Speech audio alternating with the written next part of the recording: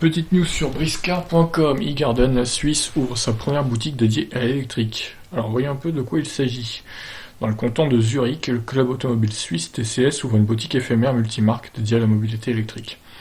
Pour sensibiliser les habitants de la Confédération à la mobilité électrique, le Touring Club suisse a récemment inauguré une boutique éphémère au sein du centre commercial de Wallisellen, près de Zurich. Je suis désolé si je prononce mal. Multimarque, cette dernière a pour ambition de répondre aux questions des visiteurs et de leur faire tester les véhicules. Après Tesla, Renault ou encore Mitsubishi, c'est au tour du club automobile suisse de tester un pop-up store dédié à la mobilité électrique.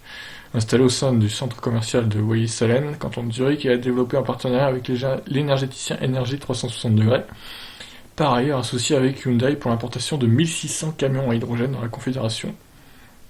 Cette boutique éphémère est unique en son genre. Contrairement aux initiatives lancées par les constructeurs, cette boutique baptisée eGarden est multimarque et accueille notamment la nouvelle Zoé, le Tesla Model X, la BM 330e à motorisation hybride rechargeable, le Kona électrique et Nexo à hydrogène ou encore le SUV zéro émission U5, commercialisé l'an prochain en Europe par la société chinoise Airways. Sont également présents les sociétés Micromobility et Harley-Davidson qui respectivement présentent la Micro-Hino, réincarnation électrique de la petite IZ de BMW. Oui, alors ça, j'en ai déjà parlé sur la chaîne, une grosse arnaque. Les vélos et scooters électriques ainsi que les équipements de charge à domicile sont également mis à l'honneur.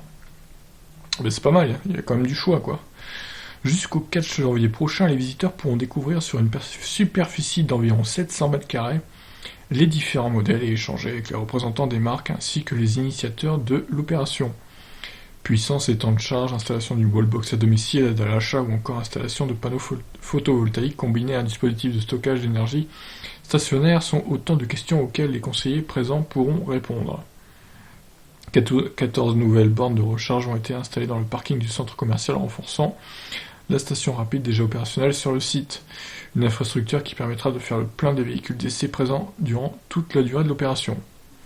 Bah franchement c'est une très bonne initiative ça, et dommage que ça existe qu'en Suisse et pas en France.